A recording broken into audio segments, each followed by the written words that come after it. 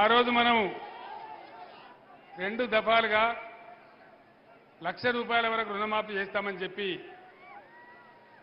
2 దఫాలుగా 30,000 కోట్ల రూపాయలు మాఫీ చేసినాం.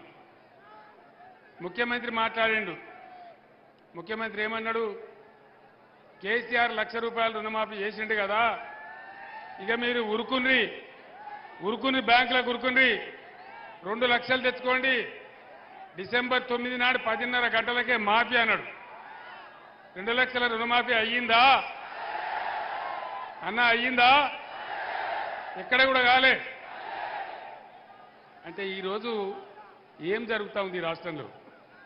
దయచేసి ఆలోచన చేయాలి.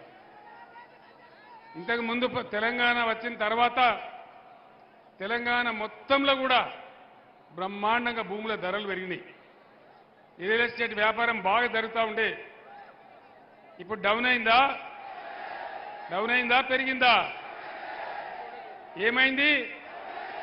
బంద్ అయింది. అందులో బతికేటోళ్ళు వేల మంది అలా రోడ్ల మీద పడ్డారు. హైదరాబాదులో పెద్ద పెద్ద నగరాలలో గత 5 నెలలుగా పర్మిషన్లు ఇస్తలేరు. ఏం కారణం పర్మిషన్లు ఇవ్వకపోవడానికి? తెలంగాణ రాష్ట్రంలో మనం టీఎస్ బి పాస్ తెచ్చినాం. 21 రోజులలో ఆటోమేటిక్ అప్లికేషన్ పెడితే పర్మిషన్ ఇచ్చేయాలి. అది చట్టం. ఇలా ఉన్న ఈ ముఖ్యమంత్రి, ఈ మంత్రివర్గం ఆ చట్టాన్ని ఉల్లంఘించి పర్మిషన్లు ఇవ్వడం లేదు. ఎందుకో తెలుసా? వేరే రాష్ట్రాలలో ఉన్నట్టుగా ఎవడన్నా బిల్డింగులు కడితే స్క్వేర్ ఫీట్ కింద అని కాంగ్రెస్ పార్టీకి లంచమియ్య అన్నట.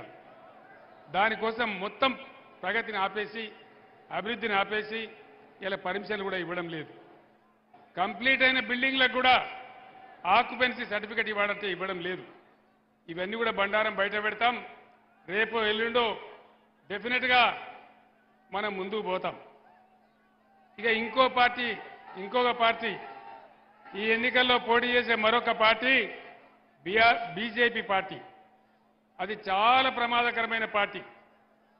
దానికి ఎంతసేపు పంచాయతీలు పెట్టించడు, విద్వేషం తప్ప బీజేపీ ఎజెండాలో ఎక్కడ కూడా ప్రజల కష్టసుఖాలు ఉండవు.